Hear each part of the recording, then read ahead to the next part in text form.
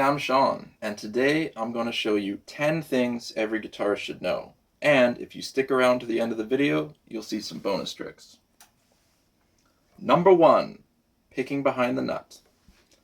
This will depend on your string tree setup or not, and every guitar is a little bit different, but you can get some cool sounds out of this. It doesn't really translate to amplification, but if you mic it up, just listen.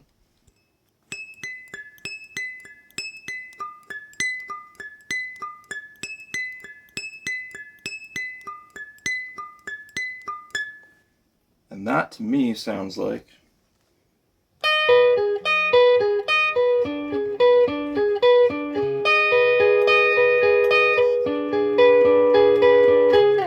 pretty cool. Number 2, bending behind the nut.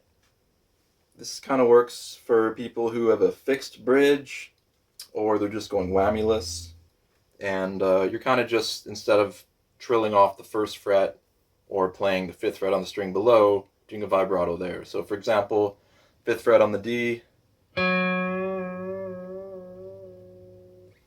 and open G with the bend behind the nut. Exactly the same. But when you come down to your low E, that's where you're going to gain that benefit, because if you don't have a 7-string guitar, you can't do the 5th fret below. So there you go. Number 3, bending the neck. Throw some dirt on this. Try and open E5. Bend it down. Bend it up. It's a subtle thing. Trying an open G. I heard a crack sound there. It's a cheap guitar. So, yeah, be cautious. Number 4, equivalent natural harmonics. Now, a lot of you already know about harmonic tuning for your guitar, using the 5th fret and the 7th fret on the string above, for all the strings except the B string, where you'll play the 7th fret harmonic on the low E to match the B, and then you return to the 5-7. So checking the tuning.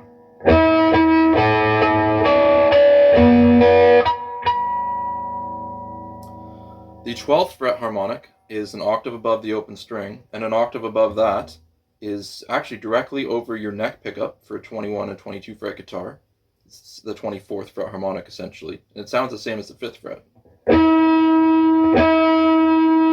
17th fret is also an octave above that. I'll play on the G for clarity.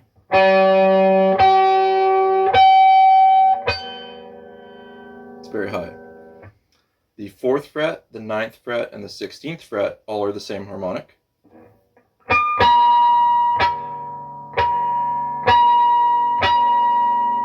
With the 21st fret being an octave above, just as the fretted note is. I'll play on the low E for clarity in this case.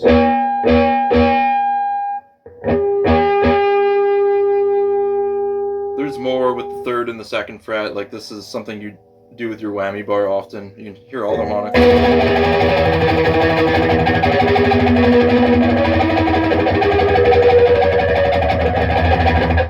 Some very high ones.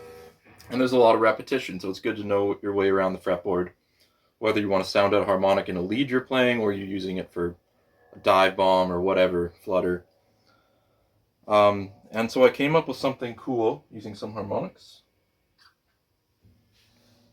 There's a fretted note equivalent for this. So first of all,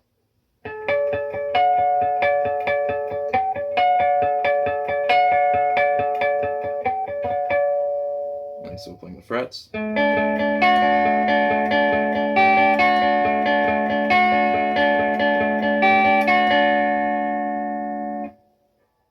Number 5, pinch harmonics, also known as artificial harmonics. This is where the flesh of your skin just touches the string right after your pick does, something you'll develop by feel. I will play Revolution Is My Name by Pantera to show you some pinch harmonics.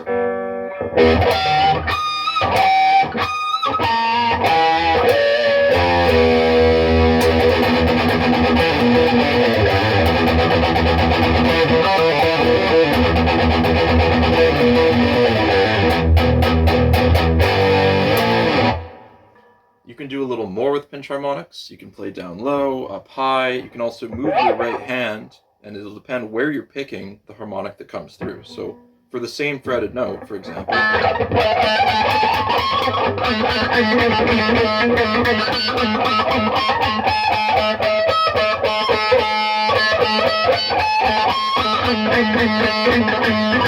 the pitch goes up as you go towards the bridge.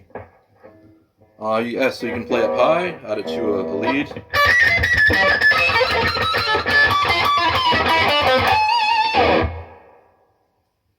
Number 6, dialing back the volume knob, also known as cleaning up your tone. So check this out. I'm going to play Cemetery Gates by Pantera, and the verse is clean while the rest of the song is distorted. So all I've done is turn the volume down, and when I turn it back up, you're going to hear all the distortion.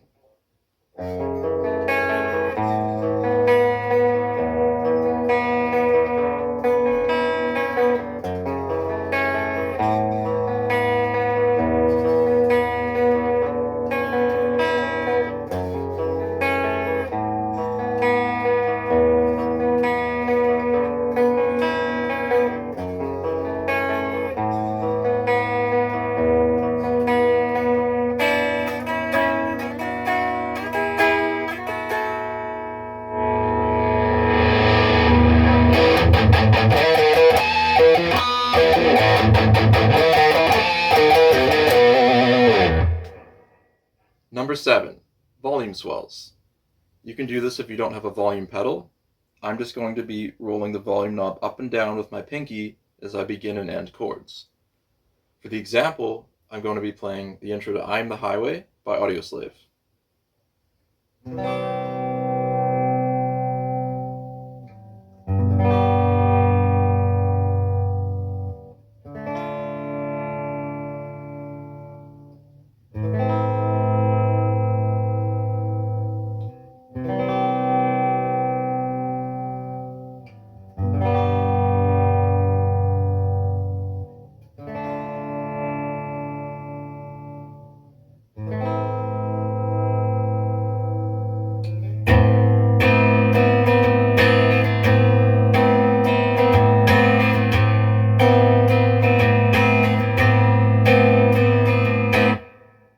Number 8, Legato Shred. This reduces the workload on your picking hand, whether you play guitar left or right-handed. And it's a different sound because you're introducing hammer-ons and pull-offs. It's a smoother sound. It isn't always what you may want. But you can often have a higher speed if you're playing legato rather than picking every note. Because in my case, I often find the left hand to be faster, and my right hand, I can pick as fast, but when I'm going across the strings, the accuracy is something I really have to focus on. Whereas if I'm doing legato and picking sparingly, it's not an issue. So I have a higher ceiling when I'm playing legato. It's up to you. And so an example, for a G major, E minor descending lick, if I was going to pick it, I might do something like...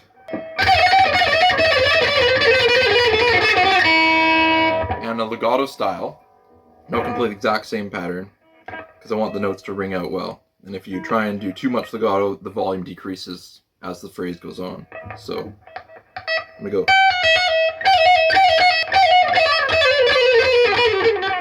Sound faster to me, or kind of smooth because of the sliding nature of it. Also, if you're just trying to do like the top of an arpeggio, and you're gonna pick, I go way faster if I'm doing legato. Smoother too. Number 9, easy sweeps. I'm talking about 3-string sweeps. Don't be discouraged. I find there's a lot of shredders who can flat pick way better than me, but they don't try to sweep. And I'm a fan of sweeping. I think it's cool. You cover a lot of ground without picking a lot because your pick's just going one direction. So it's left hand work, which again I'm a fan of, like legato, and it's got that sound. It's pretty smooth. It rolls, and you can go starting from a bottom up or top down perspective. Once you're in motion, it's the same thing, but sometimes you'll have a strong suit, whether you like to start your sweeps from the top or the bottom. So like for a D major shape, if you were just to do the sweeping motion, take it up.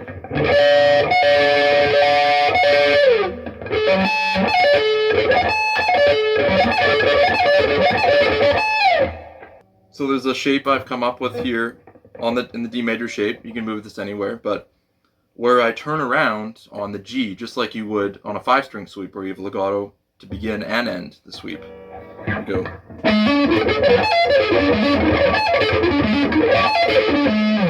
So I'm going.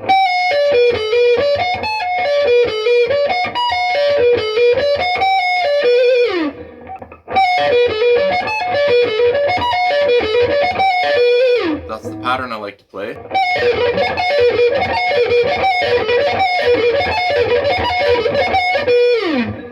Yeah, try that out. Even like Stevie Ray Vaughan would rake the strings, not outright sweep back and forth, but you know, you can take it down, take it up. If you want to start a sweep top down,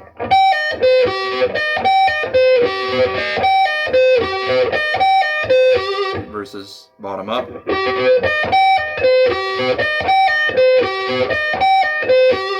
it's the same thing. Again, it's just your starting point, because once you're in motion, it's revolving. So if I start from the top, starting from the bottom,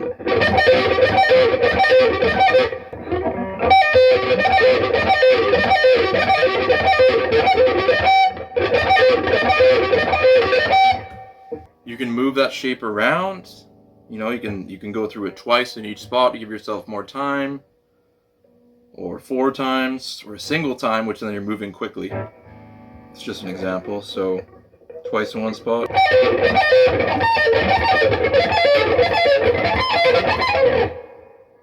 Once in one spot.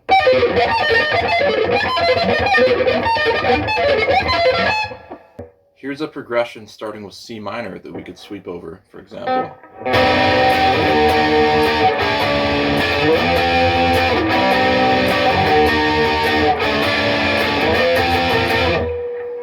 Moving that up.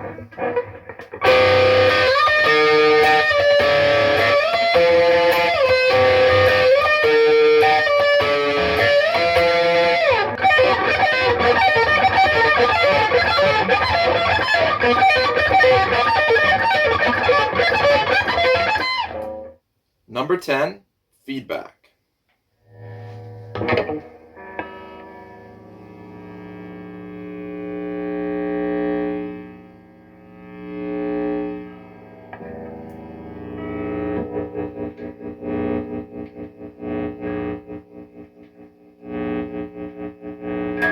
Some volume swells on there. Number 11, body noise. You have kind of a kick and snare sound.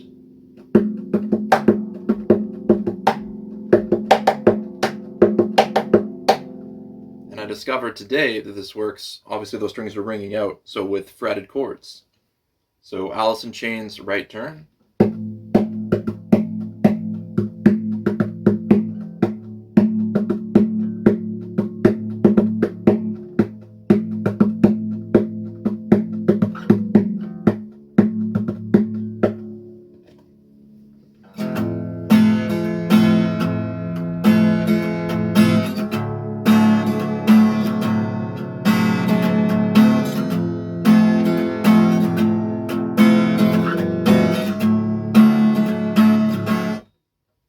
Number 12, surfing.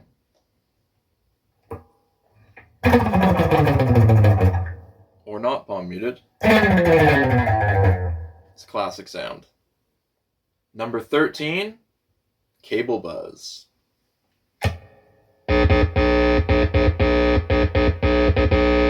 Jingle bells, jingle bells, jingle all the way. I didn't say it was good for the speaker.